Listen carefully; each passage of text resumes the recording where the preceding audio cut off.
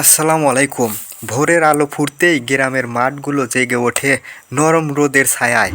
দূরে বিস্তৃত ধানক্ষেতের সবুজ ঘাসে ঢাকা পথ, বয়ে চলা নীরব বাতাস, সব মিলিয়ে গ্রাম যেন এক শান্তির রাজ্য। পাখির কিচিরমিচির আর গরুর ঘণ্টার শব্দে সকালটা আরও জীবন্ত হয়ে ওঠে। দুপুরের রোদ, খোলামেলা শিশুদের হাসি, পুকুর পাড়ে বসে বাতাস খাওয়া আর গাছের ছায়ায় বিশ্রাম নেওয়া, এগুলো গ্রামের সহজ সরল সৌন্দর্য। এখানে আকাশটা যেন আরও নীল, বাতাসটা যেন আরও মিষ্টি। সন্ধ্যা নামলেই শোনা যায় আজানের ধ্বনি, আর ঘরে ঘরে জেগে ওঠে লাইটের আলো। তারা ভরা আকাশের দিকে তাকালেই মনে হয় গ্রামের প্রকৃতি আসল শান্তি।